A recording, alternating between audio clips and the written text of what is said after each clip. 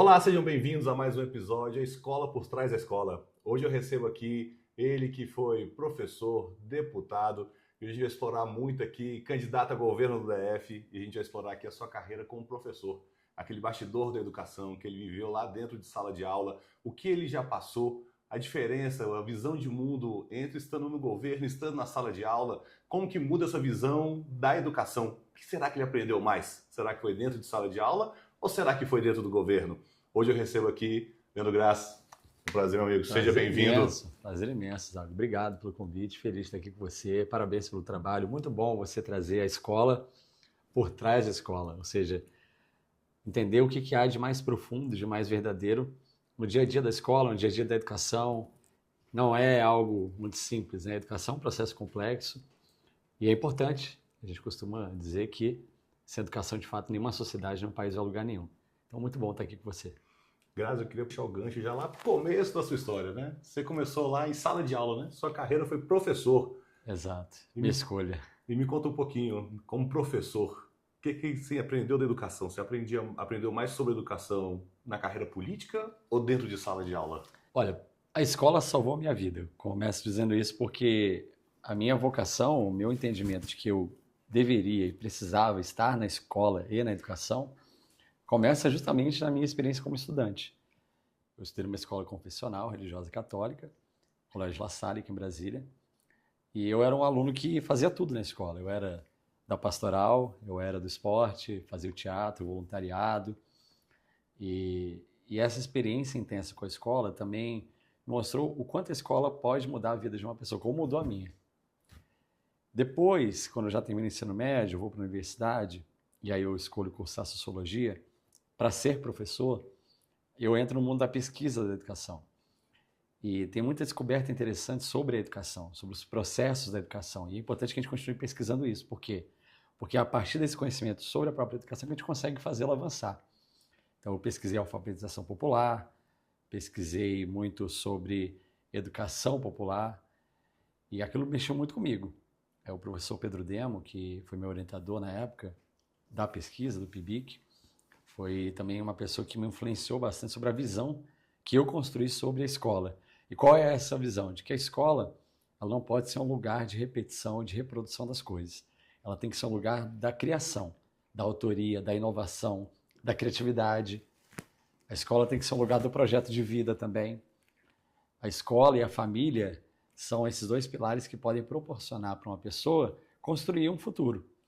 A família é importante e a escola também é importante. Se elas caminham juntas, a criança, o adolescente tende a deslanchar, porque ali há segurança, ali há suporte. E se isso for bem sucedido, vai ser muito bom para qualquer pessoa, para a própria comunidade que está ali tentando ir para frente. Então, isso tudo me influenciou muito. Quando eu fui para a escola, e aí eu termino a graduação, já entro na EJA, ainda como contrato temporário na Secretaria de Educação, aí meus horizontes se ampliaram muito.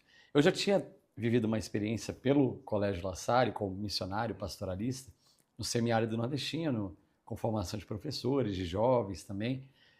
Mas quando eu entro em sala de aula para valer, na periferia aqui de Brasília, e eu vejo assim como realmente a escola muda a vida das pessoas, se ela tiver projeto, se ela tiver fundamento. Né? E a EJA é um negócio extraordinário, porque imagina uma pessoa que saiu da escola com 15, 16, 17 anos, ela volta com 50, 60. Ou alguém que nunca estudou e aos 70 anos resolve estudar. Por que voltou? Ou por que começou tão tarde? E quando começamos a olhar isso, você vai ver histórias magníficas. Olha, eu voltei a estudar porque eu sofri violência em casa do meu marido. E eu queria me libertar disso. Ou eu comecei a estudar porque eu não sabia ler o letreiro do ônibus. Eu precisava ler. Eu não conseguia escolher o produto do mercado. Se aquele extrato de tomate era melhor ou pior que o outro. Então, é isso que a educação faz. Ela liberta também. Ela projeta a pessoa. E a experiência de sala de aula, para mim, sempre foi uma experiência muito comunicativa. Eu sempre tentei escutar muito o aluno. Né? O professor geralmente fala, mas até pela disciplina que eu lecionei, que eu leciono, que é sociologia, então a gente trata de temas sociais, de questões da vida. Era muito comum ao final da aula, do horário, o aluno, professor, mas vem cá, vamos conversar mais aqui. Quantos intervalos, né, eu perdi, entre aspas, na verdade eu ganhei, com os meninos em sala, batendo papo sobre o que estava sendo discutido ali no momento da aula. E aí se desdobrava em outro processo, que era escutá-los sobre a vida deles. E aí a gente começa a ver que a escola, ela acaba assimilando muitos problemas que vêm da sociedade. A gente fala, hoje tem violência na escola. Não, tem violência na sociedade. Mas as famílias estão desestruturadas. Isso repercute muito na escola também. Então, quantos estudantes, assim, eu escutei, conversei, que estavam com problemas de conflito com a sua família, que sofriam violência também, ou que eram homossexuais, não podiam dizer para a família, tinham medo de apanhar do pai ou da mãe, que se mutilavam. Muitos, inúmeros, né? Então, acho que a escola me deu essa experiência e esse entendimento do ser humano, que a gente leva para a vida pública também, para a gestão governamental, para o legislativo. Acho que ali a diferença que a gente pode fazer é se a gente entende o ser humano. Não adianta você ter o melhor desenho de política pública, o melhor dado, a melhor evidência ou a melhor ferramenta, até o próprio orçamento disponível, se você não compreende que, no final de tudo, quem tem que melhorar de vida é a pessoa. E a pessoa tem história, a pessoa tem lugar, a pessoa tem vínculo. Acho que isso me ajudou um pouco, né, a exercer os papéis que eu exerci nesses últimos anos. Aqui o conceito, né, sua formação e o que você selecionava é sociologia, né? E claramente a sociedade vem passando por um ponto de inflexão e ela vem se transformando, né? Então a gente vem descobrindo aqui que, provavelmente com a entrada de IA, com a entrada de transformações, o mercado de trabalho vem se transformando muito rápido, a sociologia também. Olhando para olhar dentro da escola, a relação, por exemplo, você trouxe aqui a família e a escola, sempre foi vista como uma parceria. Mas na prática hoje existe quase uma inimizade, né? Existe quase um conflito, né? Como é que era a sua experiência antigamente e o que você vê hoje de futuro, sabe? Nessa parceria, quebrando-se essa parceria família e escola, qual que é o melhor comportamento que a gente deve adotar, olhando para a camada de gestor escolar, que é o que a gente fala aqui? Uma vez eu li um texto, uma pintura que estava no muro, dizia assim: a família é minha primeira escola e a escola é minha segunda casa. A família mudou, porque a sociedade mudou. Mas mudou para melhor, mudou para pior? Mudou, ponto. Em que sentido, por exemplo? No mundo do trabalho, que afeta as famílias diretamente, ele é um novo mundo do trabalho, onde, por exemplo, as mulheres estão inseridas. 100 anos atrás já não estavam. Então cabia exclusivamente à mulher cuidar das tarefas domésticas. Tem mulheres que hoje se dedicam a isso? Tem, por escolha, ou às vezes por necessidade. Mas hoje a mulher trabalha livremente. O tempo do trabalho também influencia muito as famílias. No Brasil está aí nessa discussão de escala 5x2, 6x1, no mundo formal do trabalho, porque em muitos lugares já não tem mais isso, né? Essa coisa de escala, de bater ponto, e até com mais produtividade do que onde se bate ponto, né? Onde se tem jornada fixa. Porque não é uma discussão sobre produtividade, né? Em muitos países você mexeu na escala, mexeu na jornada e aumentou a produtividade, a economia melhorou. Porque ganhou-se mais tempo para descansar, para estar com a família, para o filho poder acompanhar, para o pai, quer dizer, poder acompanhar mais o filho, para a mãe poder acompanhar mais o filho, para poder ter um lazer, ir à igreja, vivenciar uma atividade comunitária, ter um lazer. Então, essa questão do mundo do trabalho impacta muito as famílias também.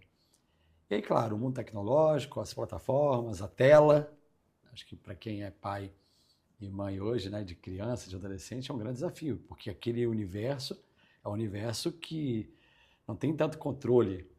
Você está com seu filho ali, né, se desce com ele, ou está na rua com ele, você está vendo o que ele está fazendo.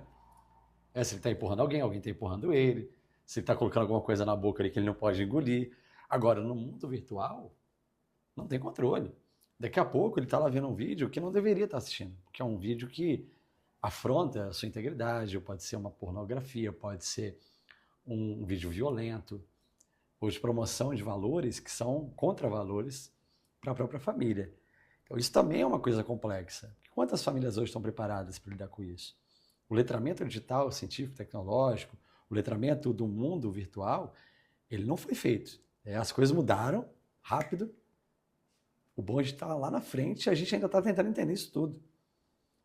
E aí você pega a maioria das famílias, são famílias de baixa renda, com uma média ou baixa instrução, não tem a mínima noção do que é um Discord, por exemplo. Do que é o papel de um youtuber, de um influenciador digital. Conseguem fazer esse discernimento.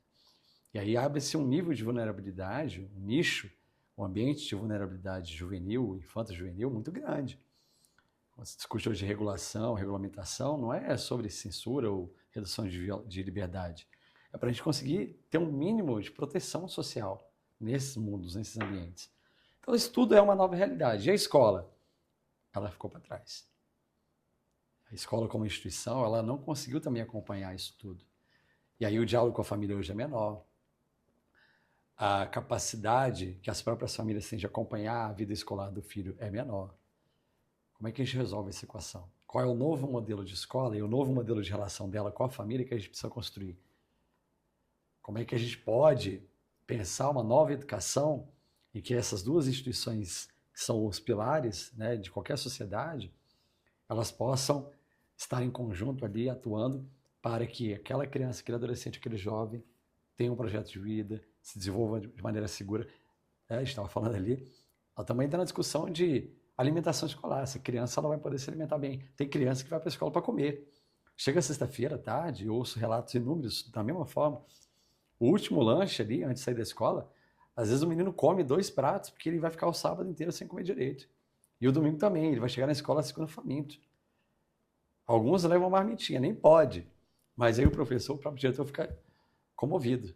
Não, que ele vai, bota aí um arrozinho, uma galinhada aí na sua casa. A gente olha o DF, a gente já tem uma desigualdade muito grande, se a gente for pegar regiões diferentes do DF, diferenças na educação, e quando a gente expande para o Brasil, então, né, existem vários Brasis dentro do Brasil. Muitos. E fazer política pública e educação, a gente tenta resolver muitos problemas dentro do mesmo pacote, né? Que estão embarcados todos eles dentro da escola, né? Exato. Com você agora mirando o governo DF aqui, o que você fala, o que a gente consegue fazer de diferente? O que você fala que já foi tentado e não vencemos? O que precisa ser feito para, de fato, a gente conseguir botar um novo tijolinho, um novo degrau nessa história? Eu fui professor da Secretaria de Educação e durante o tempo que eu já não estava mais na sala de aula, eu estava na gestão. A sensação que eu tinha é que a gente precisava refundar a Secretaria de Educação aqui no Brasil. Colocar ela de cabeça para baixo e começar um novo momento. E hoje, para mim, isso está mais dado ainda, está mais comprovado.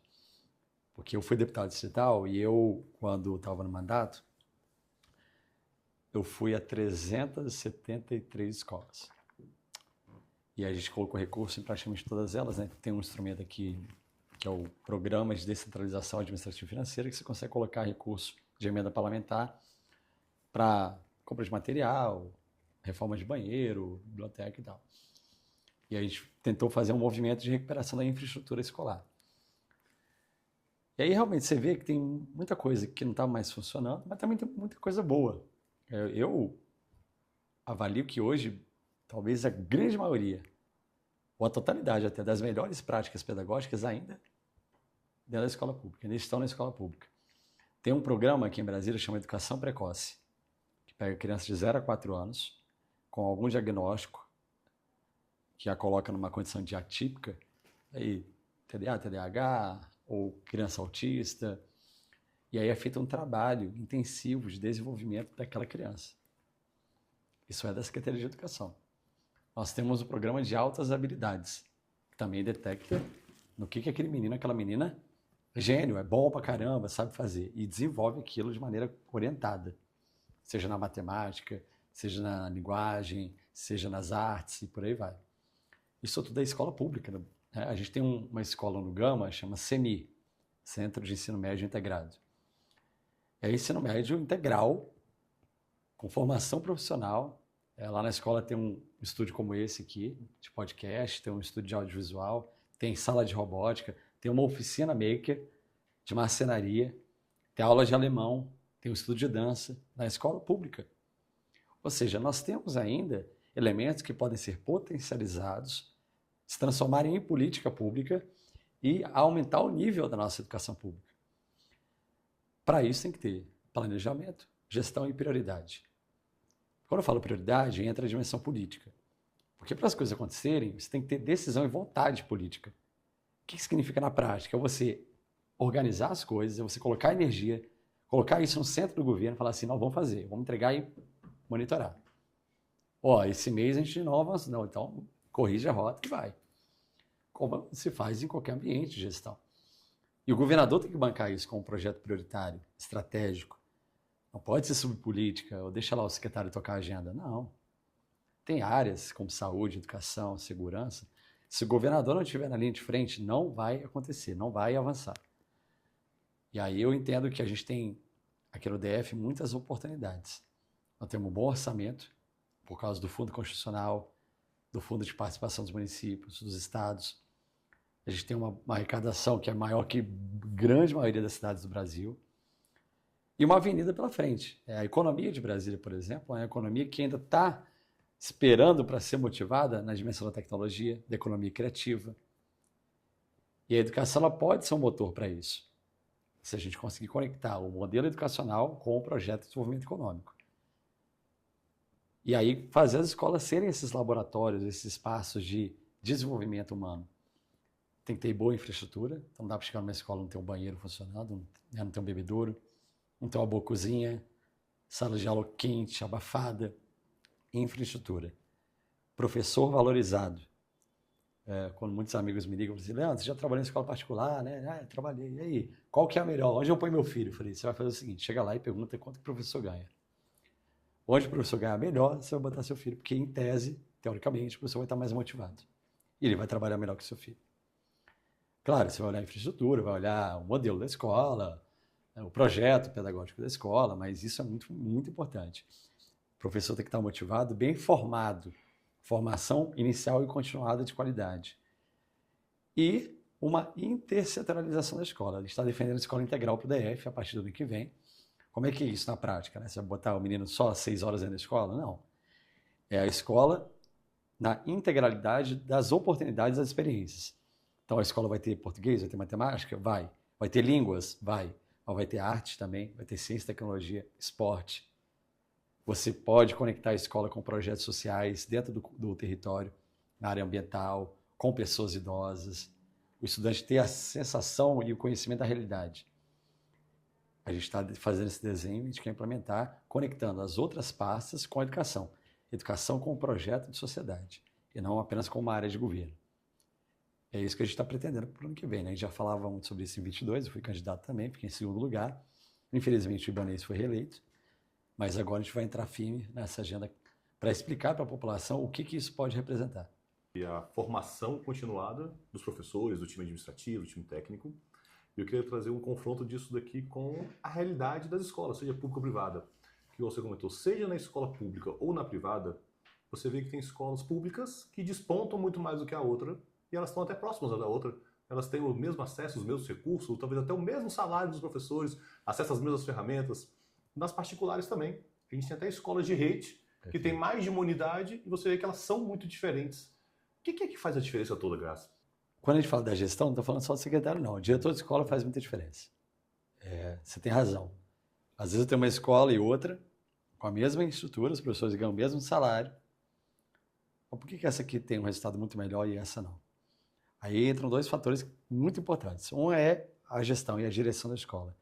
E aí é o diretor, é o coordenador, a equipe que vai dar liga e que vai coordenar bem esse processo. Então é preciso formar uma boa comunidade escolar que tenha entrosamento e que tenha um projeto político-pedagógico, PPP, que se conecte com a realidade daquele estudante, com o território e que tenha uma proposta que faça sentido para o estudante. O professor não pode entrar em sala e fazer o que ele bem entender, como se o aluno fosse um depositório. Ali é uma vida, ali é uma história, ali tem um lugar, uma origem, uma trajetória. Currículo é trajetória. A gente esquece disso, né? O que é o currículo? É o caminho. Onde eu estou e aonde eu quero chegar. Isso é o currículo, não é o amontoado de disciplinas, matérias, horas que eu vou colocar ali para o aluno ouvir e anotar, memorizar, gravar, fazer a prova e esquecer. O Pedro lembra que esse professor que eu citei, ele falava isso. Ele dizia que a aula não ensina e prova não avalia. Porque o modelo da aula tradicional, o professor falando 40 minutos, 50 minutos... Você que tá ouvindo a gente. A aula não ensina prova não avalia. E prova não avalia. Então explica do detalhinho. Nós estamos a falar da aula como momento, mas da aula como transmissão do conhecimento.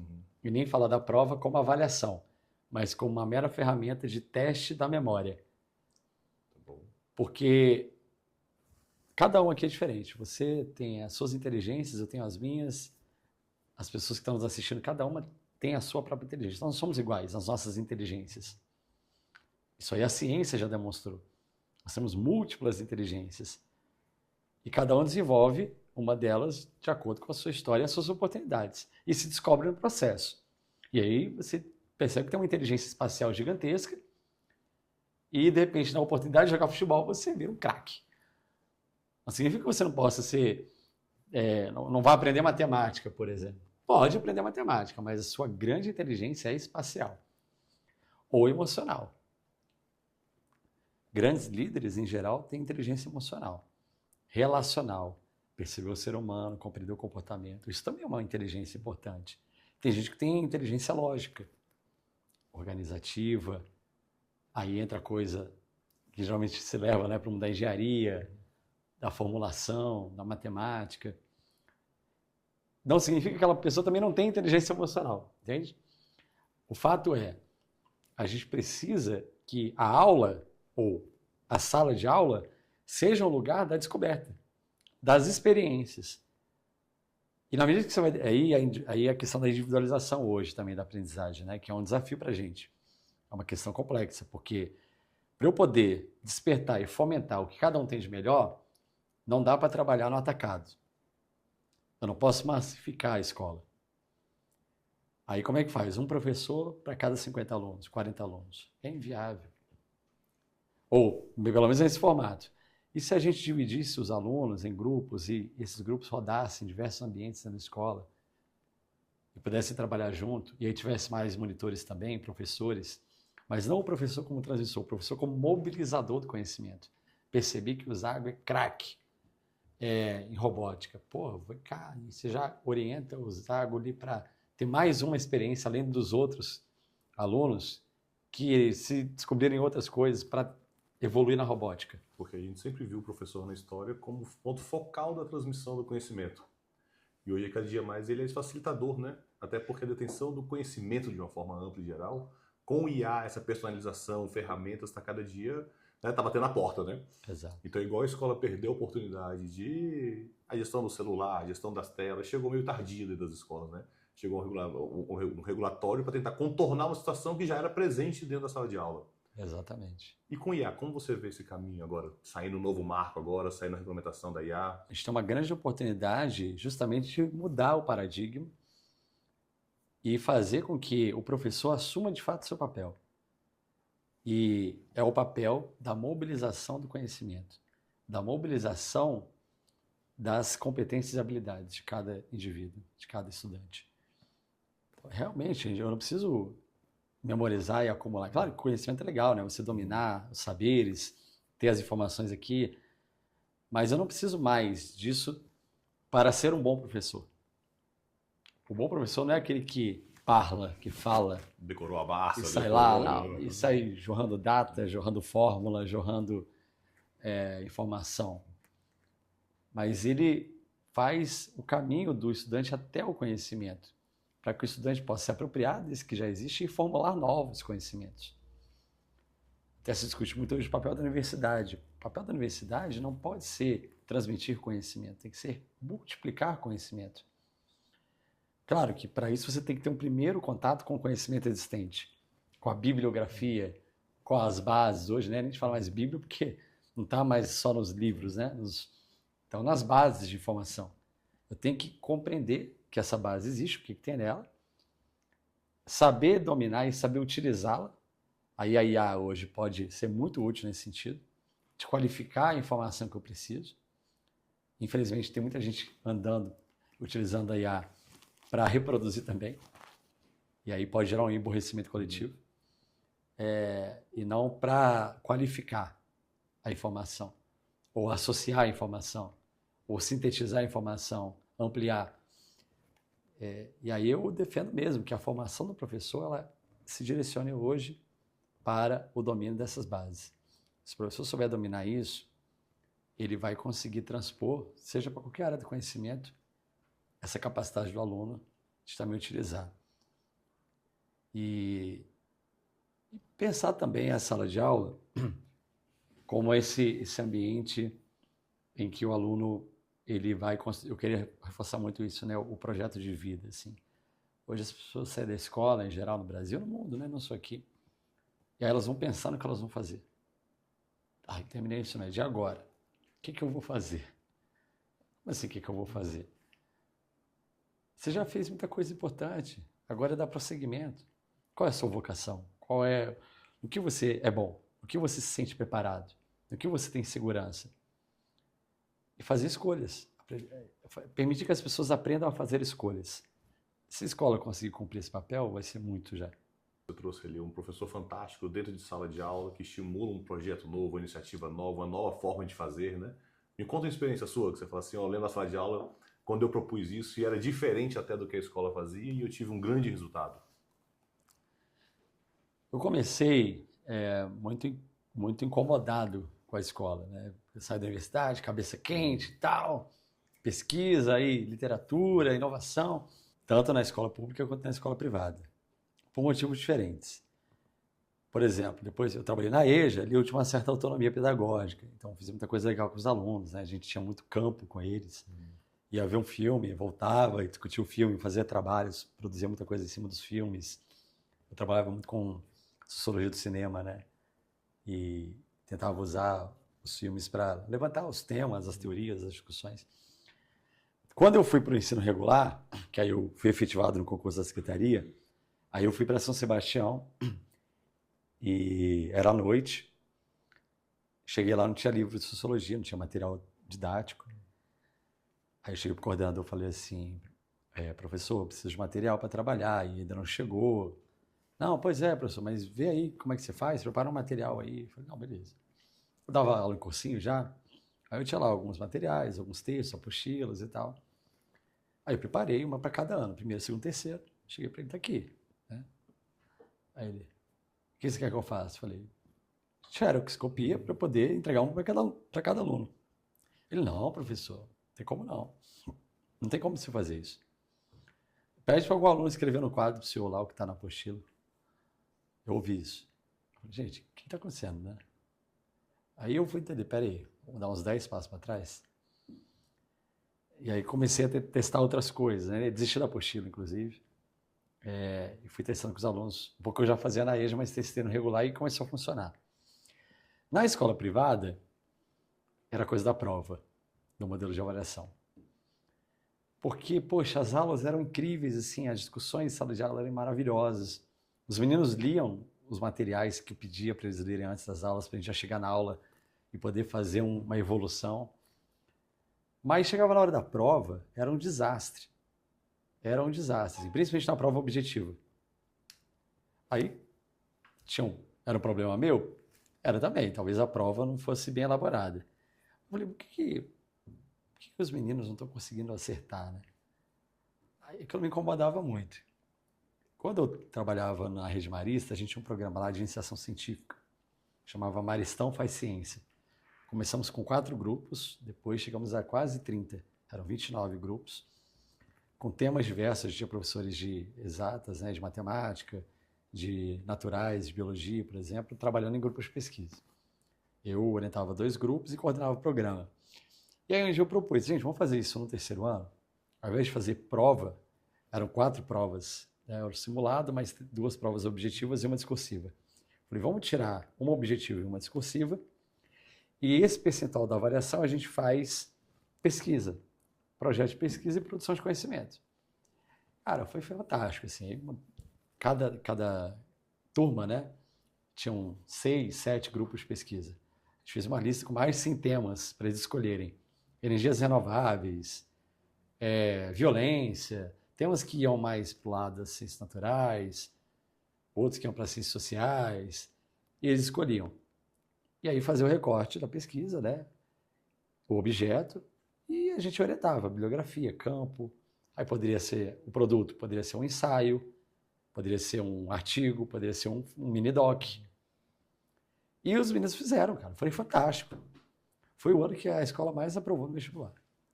Sem a gente ter feito as provas. Só que aí o que aconteceu no segundo trimestre? Tinha pai lá, pô, mas meu filho não está fazendo a prova de sociologia, está fazendo a prova de história. Cadê a prova da geografia? Por que eles não estão fazendo prova? Entende? Aí a gente Tinha que explicar. A direção estava conosco, ela bancou o projeto. E ela viu que dava resultado. Então, também a gente acabou enfrentando um pouco ali o sistema, né? O modelão. E a parceria, né, que eu falo ali do público, da família com a escola, né? Exato. Da escola vir cobrar que mesmo tendo resultado, sendo um projeto aprovado, desenvolvido, a família está questionando ainda o caminho, o formato, a entrega, o resultado. O que tinha uma outra visão, cara, iam lá para bater palma, elogiar, que os filhos falavam em casa, o que estavam fazendo, e os pais achavam aquilo fantástico. Outros tinham uma outra visão, né, um pouco mais restrita da escola, entendiam que a gente não estava trabalhando. Ó, o professor está dando aula, está fazendo rodinha aqui, porque a gente levava os meninos para a biblioteca, para eles sentarem em círculo, né, nas mesas, e poderem discutir, e a gente ia orientando, grupo por grupo, né. E foi um dia que não teve aula, né? Não teve aula. Essa questão da prova é uma coisa que gera debate há muito tempo, né? Tem muitos anos que a gente vem conversando sobre isso. E agora, com a chegada da IA, provavelmente vai acabar de ser transformado, né? Porque não adianta. Hoje a gente tem IA no óculos aqui, você está vendo piscando aqui, é um IA que está filmando, transcrevendo. A gente tem IA no celular, tem IA no cloud, tem IA para todos os lados, automatizando algumas etapas, né? Uhum. Então, para corrigir prova, talvez com IA fique mais fácil, né? Esse é um ponto que eu queria a sua visão. Será que faz sentido ou não? Mas você nunca teve a oportunidade de utilizar IA na sua correção de prova, daí você falou que nem prova eu tinha, né? Você já foi uma camada a mais, já tirei a prova, né? Ou também a utilização de IA para geração de vários inputs, né? Então, você falou, avaliar uma série de indicadores. Com IA hoje você consegue coletar muito mais dados e avaliar muito mais inputs ao mesmo tempo, né? Sem ter o esforço braçal, de fato, ali do professor. Exato. Como você vê esse ponto da avaliação? Você fala assim, como que eu consigo avaliar o aprendizado se não é pela prova objetiva? E como que eu consigo utilizar as ferramentas que eu tenho a dispor hoje para otimizar o tempo do professor? Começa sobre o que você quer avaliar. Você quer avaliar assimilação, memória? Você quer avaliar competência e habilidade? Você quer avaliar progresso? Saiu daqui, chegou até aqui, em nível, no skill, né? A gente fala a linguagem, mas o que você quer avaliar? É a primeira pergunta.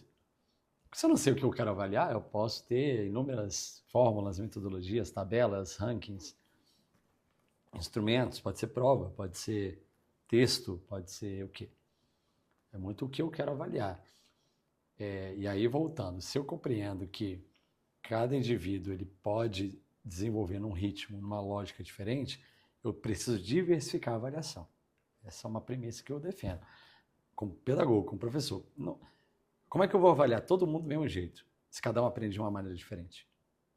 Então, eu tenho que criar maneiras diferentes para avaliar coisas importantes que eu defini que são importantes. Então, aí eu volto na formação do professor. Talvez mais importante do que eu como sociólogo, professor de sociologia, ensinar teorias sociológicas ou fenômenos sociológicos, é eu ter uma boa compreensão do que eu gostaria, do que eu pretendo nesse processo de desenvolvimento do conhecimento sociológico. E onde eu quero que o aluno chegue, assim, onde eu gostaria que ele... Qual é o mínimo, qual é o básico comum que eu quero? A gente define o básico comum? Na matemática, o básico comum vai desde lá de subtração até equação de segundo grau. Isso é o básico comum? Não é.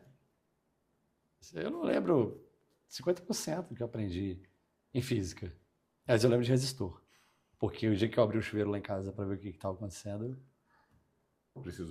Precisei. Entende? Acho que a gente tem que ter um pacto, do ponto de vista mesmo da macroeducação, da gestão educacional, qual é o mínimo básico? O que a gente precisa neste momento da história, que amanhã já é outra coisa. Daí os planos são importantes. O plano nacional, o plano distrital de educação. O que eu tenho que garantir em todos os aspectos da educação? De infraestrutura, acesso, universalização, qualidade, formação, para a gente ter ali uma população que vai poder avançar e vai poder prosperar. Isso não está definido. Não está. Cada um fala uma coisa. E você acha que a gente vai chegar nesse consenso algum dia? É o nosso desafio, a gente precisa. Daí é bom viver na democracia, porque mesmo com visão diferente, dá para construir um caminho de convergência. Ninguém vai impor isso, ninguém vai ser assim, e todo mundo, porque não vai funcionar também. A gente precisa trabalhar com dados, evidência, precisa trabalhar com elementos de realidade, baseado em premissa, por exemplo, se a gente quer reduzir desigualdade, está lá na Constituição, né? Todo mundo entendeu que isso é importante. Ninguém quer ver uma sociedade desigual, ou ninguém quer ver uma sociedade que tem muita pobreza. Se isso é uma premissa, como é que a educação ajuda? Como é que a educação cumpre a sua parte nisso? E o que tem que ser feito nas escolas para também... a escola da estrutural e a escola da Asa Sul,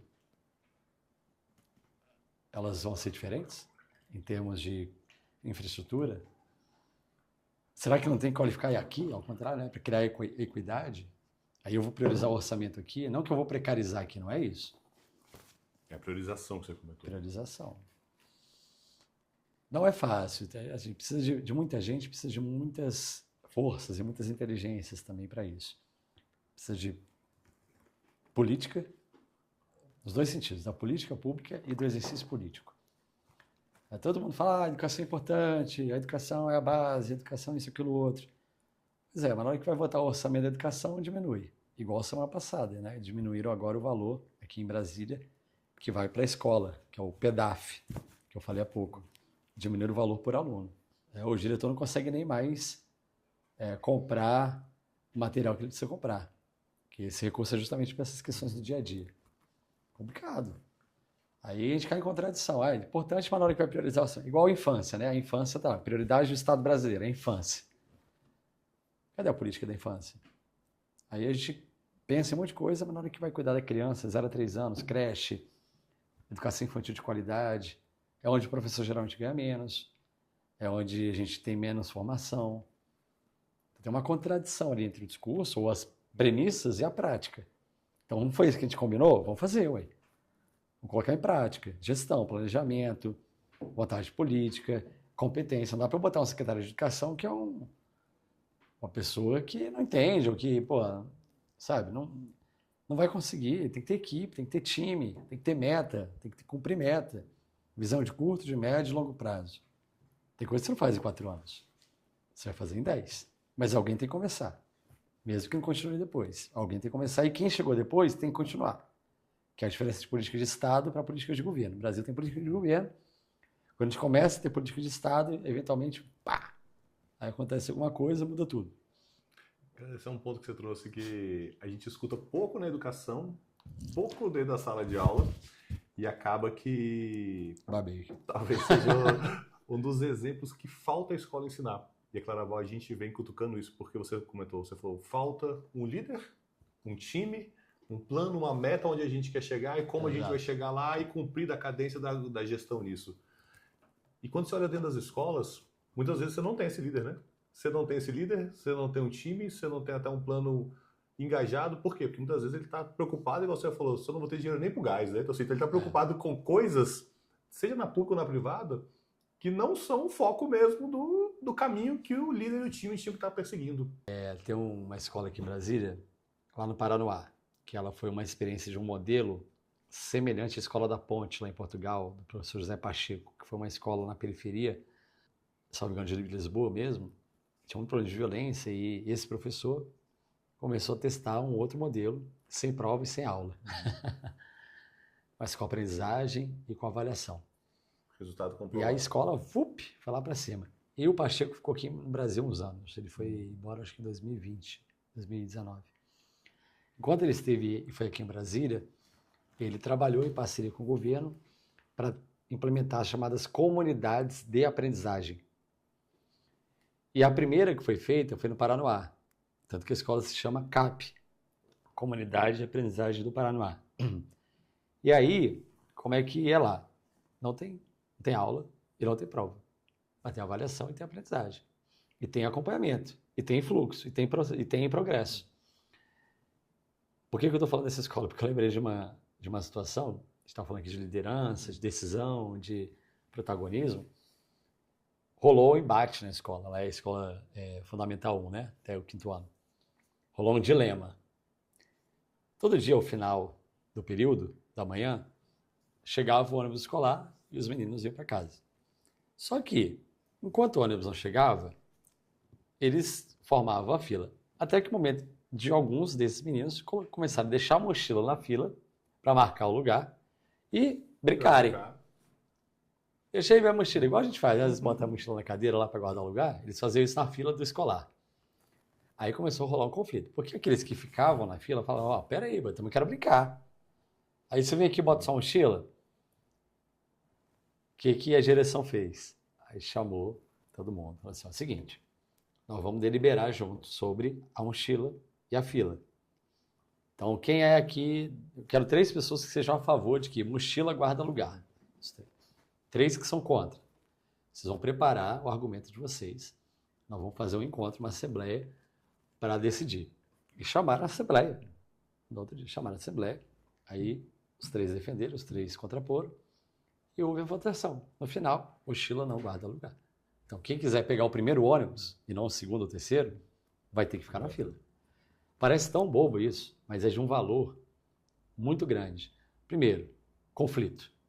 Como é que você resolve conflito na vida? Você vai lá e atropela, pé na porta, empurra, mata, destrói? Não. Ou abafa que ele não vai existir. Ou abafa, bota debaixo do tapete. Né? Aí depois ele aparece pior ainda. Então, resolução de conflito. 2, liderança. Então, cada um teve que apresentar seu argumento e mobilizar os outros para o argumento. E terceiro, a própria ideia da democracia, ou de que não é porque a minha ideia não é predominante que eu não vou acatá-la. Não é porque o meu lado perdeu que eu vou ficar doido e vou me revoltar. Se a regra está clara, se ela foi definida em conjunto e ela está colocada em prática, eu cumpro. Eu aceito. Pode ser que eu reabra a discussão depois, mas eu vou acatar. Então é muito legal isso. Assim. É um exemplo de coisas que a gente pode fazer no dia a dia da escola várias vezes, de várias maneiras diferentes. A diferença de se ter o líder certo, no lugar certo, fazendo a coisa certa. Porque as escolhas dele refletem diretamente no aprendizado. E um formato desse, né, uma situação dessa corriqueira, né, a gente briga muito com os gestores, né, porque eles estão no modo bombeiro 24 horas por dia, e a gente fala, mas bombeiro que está lá apagando incêndio, ele não consegue nem focar no que ele tem que fazer. Então ele acaba tomando muitas decisões erradas. Então a gente precisa tirar ele desse modo bombeiro e começar a ajudar ele a ter um caminho de fazer as coisas certas, né? E nessa liderança de fazer as coisas certas, me conta, por que o Graz é o líder certo, no lugar certo, fazendo a coisa certa, na sua visão? Hoje é o que realmente acontece nas escolas, é apagar incêndio o dia inteiro. Assim, os diretores, os coordenadores, assim, muita gente adoecida, inclusive, né? Porque não tem as ferramentas. Falta só trocar a plaquinha de escola para hospital, porque... Tem muito adoecimento, né? O funcionalismo público, tanto na saúde quanto na educação, está muito adoecido. Na segurança também, né? Inclusive com muito índice de suicídio. Olha, sobre mim, sobre o que eu tenho feito e o que eu quero fazer, eu, quando decidi entrar na vida pública, você já me conhece há algum tempo, foi muito por mobilização e fomento, né? Despertar de outras pessoas, mais do que de mim mesmo. Claro que eu sempre gostei de política, sempre me envolvi, sempre fui muito atento ao debate, participei de campanhas, ajudei muita gente, ajudei em programa de governo, como professor, como pesquisador. Quando eu decidi lá atrás, em 17, bati o martelo, eu achei que ia ser muito difícil, realmente foi. Porque hoje o poder político está muito associado ao poder econômico. E muito associado a outros tipos de poder que facilitam o acesso ao poder político. Né? Se você é filho de alguém que já está na política, é mais fácil. Mas a gente foi mesmo assim, e conseguiu, entrou na porta estreita, no buraco da agulha, fui deputado distrital. Eu nunca tive apego ao poder, ou ao lugar, ou à cadeira, ou à sala. Quando eu fui deputado distrital, eu falava, gente, eu vou ter só um mandato. Aí um monte de pessoas falavam assim, não, mas você está maluco? Para que isso? Demagogia. Eu vou ter só um mandato. Porque em 4 anos eu quero fazer tudo o que eu posso fazer como deputado distrital. Eu não preciso de 8 anos para fazer o que eu posso e que eu preciso fazer. E assim foi.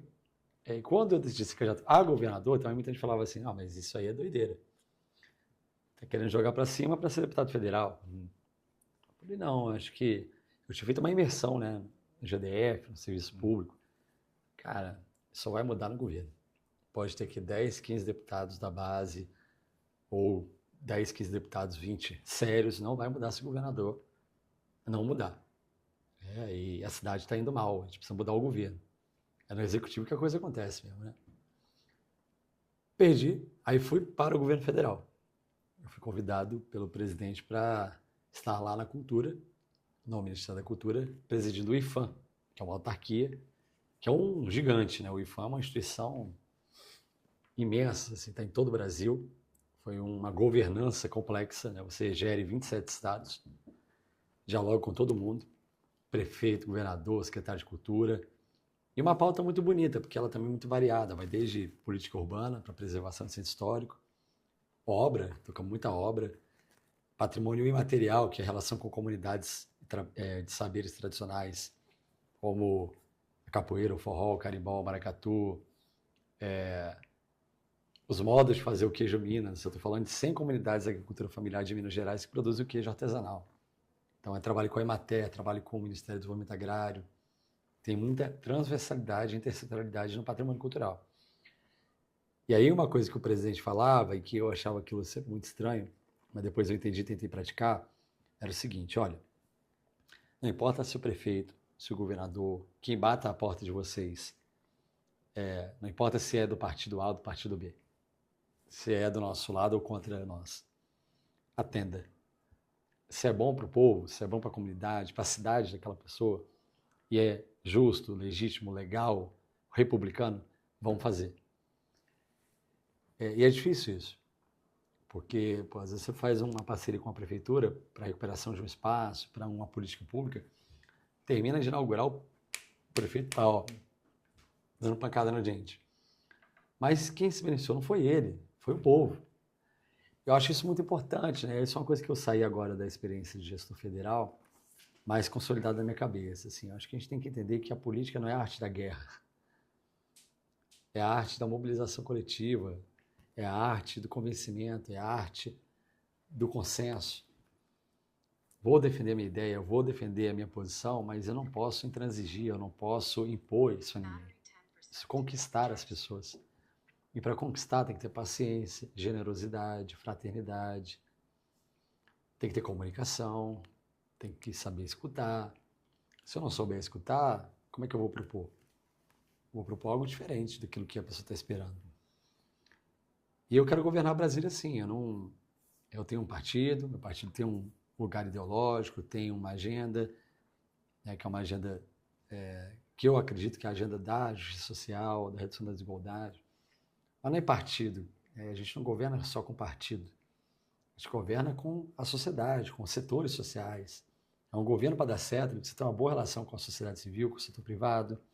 Dentro da sua estrutura, ele tem que ter quadros bons. Então, eu tenho essa visão de que reconstruir Brasília, que é o que a gente vai fazer, porque a cidade está arrebentada, em todos os sentidos, vai exigir coletivo, vai exigir grupo, e não apenas parte. E é nesse sentido que eu quero ser o governador de Brasília, para a gente poder entregar um legado, que não é um legado de 4 anos, ele é de longo prazo. Não estou dizendo que a gente quer ficar no poder 8, 12, 16, 20 anos, não. Mas alguém tem que iniciar algumas questões estruturantes aqui. Por exemplo, trilho. Como é que nós vamos resolver esse transporte público caótico de Brasília, com esse trânsito que está ficando horroroso cada dia mais, sem um modelo de trilhos? Mas trilho você não entrega em 3, 4 anos. O modelo de trilho, de superfície, que é o que a gente quer fazer aqui, como tem na Europa, é projeto de 8 anos, 7 anos, dependendo um pouquinho menos ou mais.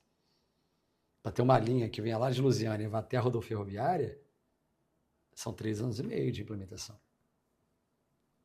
Para eu ter o sistema de trilho integrando o norte ao leste, depois o norte aqui ao oeste de Brasília, é 9, 10 anos.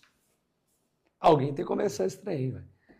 Literalmente o trem, né? Tem que começar a fazer. Na educação é a mesma coisa. Educação não é uma coisa, não é algo que em 3 meses mudou tudo. Mudou. Você inicia, é processo. Na saúde, você tem o curto prazo, tem que zerar exame, cirurgia, mas se não fizer atenção primária aqui, o povo vai adoecer. Aí enxuga o gelo, pode construir 10 hospitais. Não vai resolver. Porque saúde não é tratar doença só, é prevenir. Então, acho que Brasília precisa, como capital do país, ser vanguarda e ter visão de longo prazo. A gente tem que ser o Brasil do futuro. Pô, o que tem de melhor? Olha para Brasília. Na economia, o que tem de mais inovador? Olha para Brasília. Na área ambiental, olha para Brasília. Na educação, como já olharam, né? Para mim, é a principal virtude que o líder tem que ter.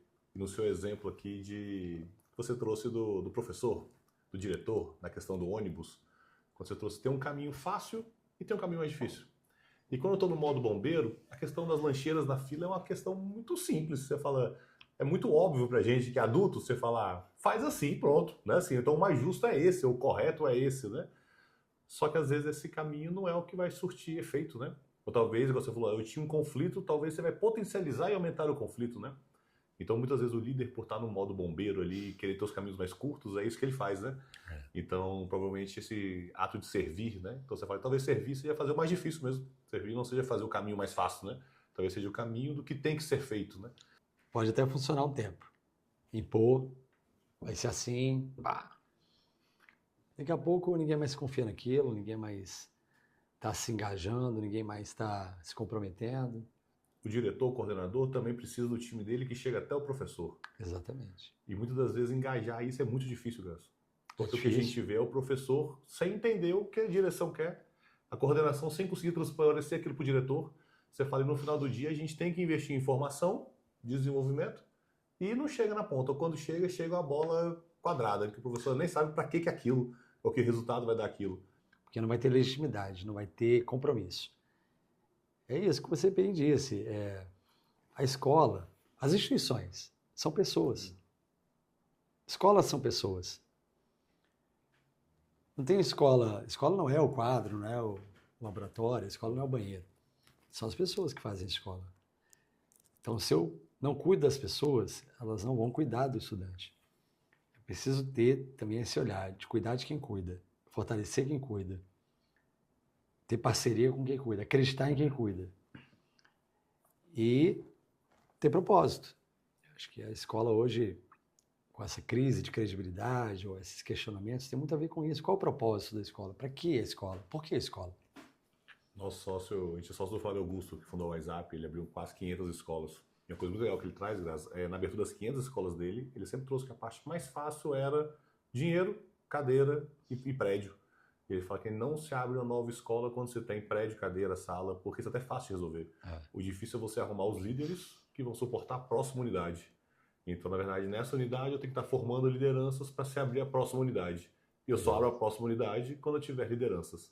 Exatamente. E nessa camada formativa, com o quadro adoecido, os professores sobrecarregados, ganhando muito menos do que merece, como que eu ainda motivo ele a falar, olha, o que você aprendeu na faculdade não serve 100% para o dia a dia, não. Na verdade, agora você precisa de tudo isso daqui a mais, né? Então agora você precisa de um programa socioemocional, você tem que entender, você tem que ter um programa digital, você tem que ter IA, você tem que ter um monte de outras coisas. Como que eu motivo esse professor? Como que eu engajo esse time? Eu me tornei professor para valer depois que eu estava na escola. Por mais que seja boa e importante a formação inicial, o dia a dia é que vai projetar esse profissional. A formação continuada, ela é extremamente importante. Então, chegou esse professor. Bom, vou fazer uma comparação com elementos diferentes, mas que se aplicam. O policial passou no concurso. Não tem o curso de formação inicial? Não tem a academia? O professor entra na Secretaria de Educação e ele é largado lá na sala de aula. Lá na Regional de Ensino, não sei de onde, que é até longe da casa dele. Como é que é esse acolhimento inicial? Para ele entender o sistema que ele está ingressando. Bem, ele fez a prova, ele estudou lei orgânica do DF, ele tem um básico, né? Mas os miúdos e as camadas reais, ele não sabe. Pô, entrou na Regional de Ensino de São Sebastião. O que é São Sebastião? Qual a história desse lugar? Ah, era uma agrovila, foi urbanizada. Quais são os bairros? Ah, tem o Morro da Cruz, Capão Comprido, Vila do Boa. Pronto, beleza. Porque vai chegar na minha sala o estudante que veio lá da Vila do Boa, onde não tem água, saneamento e esgoto. Mas a realidade é que ele nem conhece, né? Isso é um aspecto sociocultural, socioeconômico. Beleza. A partir dali, o que eu quero oferecer para esse estudante? O que ele precisa hoje? Sabe? Então, acho que a gente precisa, tem que, quando eu falo de formação continuada, não é só cursinho na IAP, lá a cada 3 meses faz um curso na IAP. É ter um processo que eu vá conduzir nesse meu grande time, aí eu estou falando aí de milhares de professores, eu vou conduzir esse grande time para um lugar comum, para um lugar estratégico, respeitando que cada escola tem sua autonomia também, que vai ter lá a sua realidade, que vai ter lá a sua lógica própria. Mas eu preciso ter um projeto. Se não tiver projeto, aí cada um vai para um lado, vai para um rumo. Um tópico aqui da sua experiência com o IFAM, com o patrimônio, com a cultura. Depois que você vivenciou isso, era em nível Brasil, mas você vive muito DF, né? Você vive muito Brasília. O que as escolas deveriam explorar mais aqui de cultura, vincular à sala de aula, que ainda é pouco explorado, que você fala, tinha que ter mais isso? Eu estou aficionado por isso, tenho falado muito, que a gente tem que levar a cultura para dentro da escola e tem que levar a escola para a cultura. E como que é isso na prática? Olha, O que um gestor que está escutando a gente, o que ele tinha que fazer semana que vem, mês que vem? hoje é muito difícil eu exigir que um diretor ou professor já faça isso de imediato, mas ele geralmente fica na conta dos professores de artes das escolas, né? Mas entender também a arte como um instrumento pedagógico. A partir de uma dança, de uma música, de um cinema, de um teatro, a partir de uma literatura, eu consigo fomentar uma série de aprendizagens, de processos de aprendizagem. Eu consigo despertar uma série de criações. Mas o que eu estou falando da escola dentro da arte, a arte da escola, a cultura, aí eu estou falando de projeto mesmo, né? Hoje a gente tem em Brasília o maior orçamento da cultura do Brasil, per capita, é o FAC, Fundo de Apoio à Cultura. Seleciona aí centenas de projetos todos os anos. Quantos projetos do FAC estão dentro da escola hoje? Nem 5%. Por que eu não tenho um projeto de dança que vai ser executado com recurso da cultura dentro de uma escola pública? Por que eu não tenho um projeto de cinema, de formação de audiovisual, que seja executado dentro de uma escola pública? A gente consegue fazer isso tranquilamente. Cria uma linha do FAC, FAC Escola. Aí eu pego os projetos pedagógicos de todas as escolas do DF, coloco lá no edital. O proponente, que é uma entidade, uma OSC, ele vai apresentar uma proposta conectada com o PPP da escola. E ele vai ser selecionado. E iniciou o projeto, os professores, a comunidade escolar, a associação de pais e mestres, o diretor, vão acompanhar a execução do projeto dentro da escola. Da mesma maneira, quando a gente era criança, a gente ia para o Teatro Nacional, a gente ia, né, questão da Escola Parque, tinha lá dentro da Escola Parque o teatro, né, sendo apresentado, levar as escolas para as experiências culturais, nos museus, nos equipamentos culturais, nas grandes bibliotecas, os monumentos, no patrimônio cultural da cidade. Ter esse intercâmbio. E com isso você forma plateia, porque aí o estudante vai começar a entender que a cultura é uma coisa interessante e importante, e isso lá na frente tem a ver com uma sociedade que abraça a cultura, que compreende a cultura como parte de si. E eu posso até despertar vocações artísticas dentro da própria escola. É a mesma coisa em relação ao esporte. Ninguém forma atleta se não tiver base. Na arte também, é a cultura de base que a gente tem que formar em Brasília. Você tem o FAC, você tem a Lei de Incentivo à Cultura Local, a LIC, e você tem a Lei de Incentivo Cultural Federal, que é a Lei Rouanet, que também pode ser organizada para fomentar esse tipo de projeto dentro das escolas. De vários tipos, né? De várias lógicas. E aí a gente pode preencher também a perspectiva da formação profissional. Por exemplo, um curso de cinema dentro da escola, sai dali um bom videomaker, sai dali um bom contra-regra, sai dali um bom diretor. Habilidades do trabalho agora. Que são... E cultura é trabalho, né? A cultura não é uma alegoria, um complemento da vida. A cultura também é economia. Hoje, 3,5% do PIB do Brasil é cultura. E Brasília tem uma vocação econômica para a cultura muito forte. Você preencher isso. Ter esse intercâmbio cultural mais intenso nas cidades. Antigamente tinha um programa, uma política pública que chamava Arte por Toda Parte. Isso foi o governo Cristóvão ainda, em 95. Você tinha um intensivo de atividades culturais nas cidades do DF. Tinha um outro projeto que era as temporadas populares, que eram artistas locais se apresentando nas suas cidades. Essa experiência sua com o IFAM, então, ela muda o plano de governo agora, a proposta Mudou muito. De trazer uma outra visão de cultura. Educação patrimonial também, que é uma coisa que a gente trabalhou muito no IFAM, né? O governo passado tinha destituído lá uma coordenação nacional, a gente recompôs e criou um programa nacional de educação patrimonial. Então, hoje o IFAM tem termos de cooperação com várias secretarias de educação para a formação de professores para a educação patrimonial. Uma cidade, por exemplo, como Ouro Preto, a educação patrimonial é tudo, né? Tem muito bem cultural. Nas escolas. Numa cidade como Petrolina, onde o forró é fortíssimo, Juazeiro, educação patrimonial para fomento da memória, para identidade, sentimento de pertencimento é fantástico, é importantíssimo. A arqueologia brasileira, que é um negócio gigantesco, você imaginar, né, que a gente possa Lá em São Raimundo Nonato, no Piauí, onde tem a Serra da Capivara, dentro das escolas, que os meninos façam arqueologia social, que eles entendam a história do lugar deles. E aqui em Brasília também, a gente tem arqueologia aqui, a gente tem... O Brasil está aqui, né? O mundo está aqui. A gente tem um potencial de intercâmbio cultural internacional gigante em Brasília, só que a gente não aproveita. Não tem projeto para isso. Mas a gente tem. O programa de governo vai tratar da internacionalização de Brasília também. Vamos falar sobre esse assunto daqui a pouco, né? Quando começar a campanha. Que é aproveitar as embaixadas, o fato de sermos capital, na educação, inclusive, para a gente fazer mais intercâmbio. Recife teve uma política bem legal agora, né? A cada semestre eles levavam um grupo de alunos para uma missão internacional. Imagina botar os alunos da escola pública de Brasília para irem para a China, para irem para a Inglaterra, para conhecerem a França, para conhecerem a África, para conhecerem a Austrália, a América Latina, o Chile, a Argentina, o México. Sensacional. Com parcerias com as escolas de lá, com as universidades de lá. A gente poder ter, com estudantes de línguas, né, do CIL, a gente tem os Centros Interescolares de Língua aqui, essa possibilidade de fazer um intercâmbio de estudos. Tem hoje empresas que bancam isso, as embaixadas bancam isso, os países querem fazer isso com o Brasil, eles amam o Brasil, né? A gente às vezes tem senso de vira-lata, tinha a grama do vizinho mais verde, mas o mundo está olhando para a gente com animação, né? A gente é respeitado, a gente acha que não, mas é. Apesar do tarifaço. E esse tipo de política e parceria internacional, a FATEL não posso comentar ainda, mas a gente está mudando de nome, né? Esse novo rebrand, novo nome, novo estatuto.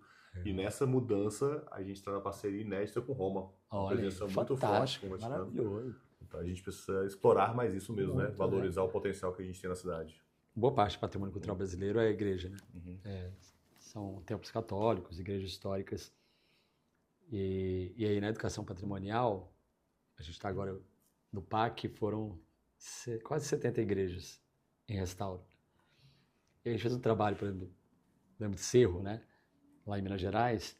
Ao longo da obra da igreja, a gente levou as crianças para dentro da igreja, para conhecerem a igreja, para elas entenderem as obras que tem dentro da igreja, os artistas que fizeram essas obras. Então, a relação da cultura com a educação e a própria religiosidade popular é muito interessante.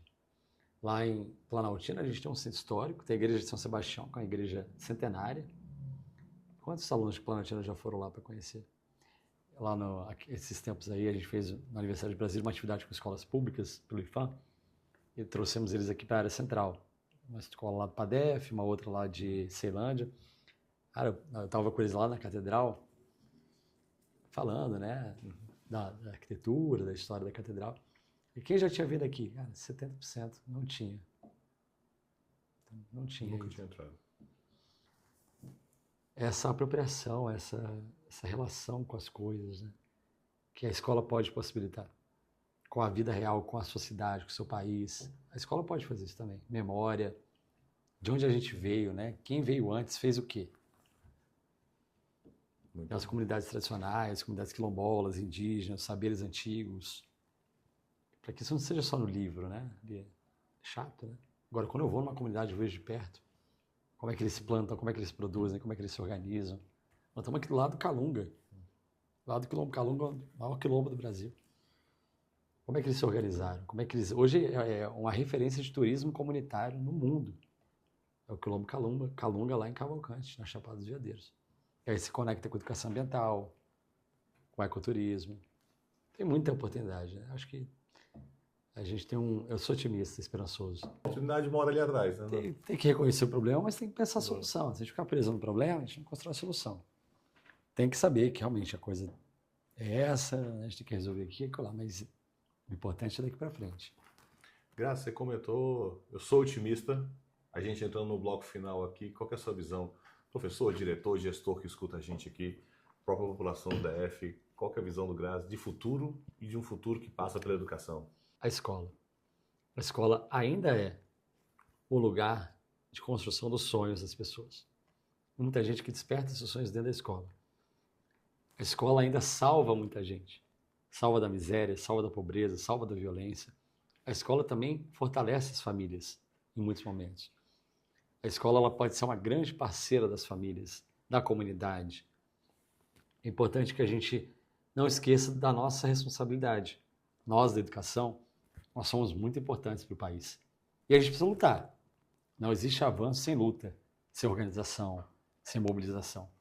Não é só na rua, é no dia a dia, é na comunicação entre nós, para que a gente consiga sair desse lugar que hoje a gente está vivendo, que é um lugar de muita afronta e de muito questionamento sobre nós, para um lugar de prestígio, como tem que ser. A Brasília já tem o maior salário do Brasil para professor, Brasília já foi case com a Anísio Teixeira, quando implementamos aqui a escola integral. Aqui nasceu o Bolsa Escola, né, que garantiu a universalização do ensino. Agora é o desafio da qualidade. Então a gente precisa reconhecer isso. E trabalhar politicamente, trabalhar pedagogicamente, porque no fundo, a gente existe porque há uma sociedade que precisa de nós e que quer que a gente faça o nosso melhor. Então, é essa mensagem que a gente não perca a nossa autoestima, não reduza a nossa autoestima e nem o valor que a gente carrega. Me sugere um livro. Que livro que o Zago deveria ler? Um livro que o brasileiro fala, cara, esse aqui foi o último que eu li, que mudou. Eu li agora recentemente um livro que eu tinha lido na universidade, mas não lembrava mais de nada dele. Raízes do Brasil, Sérgio Buarque de Holanda. Acho que ajuda a entender um pouco por que o Brasil é o Brasil. E como é que a gente sai ali de algumas emboscadas ou de algumas armadilhas que fazem a gente ficar meio preso, sabe? Assim, ou de algumas ilusões. A gente estava falando aqui de conflito, né? Você falando de botar o conflito debaixo do tapete, nós temos que encarar os nossos dilemas, nós temos que encarar que a gente ainda tem situações que vão nos frear se a gente não solucionar, que são da nossa história, de 400 anos de escravidão, de uma sociedade que foi muito violentada. Não adianta negar isso, né? Nós não somos outro país, outro continente que teve lá suas guerras, mas pacificou questões que no Brasil não estão pacificadas. Acho que é um bom livro. Papa Francisco escreveu um livro durante a pandemia também, é a segunda sugestão, que eu também revisito muito, que chama Para Viver Juntos. E ele fala muito de liderança. E ele fala muito da liderança das mulheres durante a pandemia e como a gente pode se inspirar nessas grandes líderes mundiais para exercer a nossa liderança em casa, no trabalho, na sociedade. Um livro que me fortaleceu muito na época da pandemia e agora há pouco eu resolvi ler de novo. Tem um mês aí, 15 dias. E também me ajuda muito, assim, eu revisito muito as cartas do Papa Francisco, sabe? Porque eu acho que ele conseguiu olhar o século XXI. E eu acho que o Papa Leão também tá tendo essa capacidade de entender que estamos no tempo da IA, né? Primeira encíclica ali de IA, falando desse assunto. Se a gente não dominar isso tudo, pô, a gente está sendo dominado. Porque isso também são pessoas, né? As IAs não são pessoas. São formuladores, desenvolvedores, empresas, tem donos. A gente precisa entrar nessa jogada e compreender para a gente saber usar a nosso favor. Não conheço. Vou comprar hoje. É o livro desse, Bagui. Você vai gostar. Vai gostar muito. Cássio, foi uma alegria ter você aqui. Valeu, cara. Foi um prazer. Te ver aí. Parabéns. Sucesso na jornada, que a gente ajude muitas escolas a crescerem, implementar a gestão, governança e ter os líderes certos no lugar certo, fazendo a coisa certa. Bora junto. Isso que vai fazer um Brasil melhor, isso que vai fazer as escolas crescerem, isso que vai fazer a gente transformar as famílias e impactar as famílias na ponta. Conte comigo, uma alegria ter você aqui, meu amigo. Valeu, meu irmão. Obrigado. Um abraço.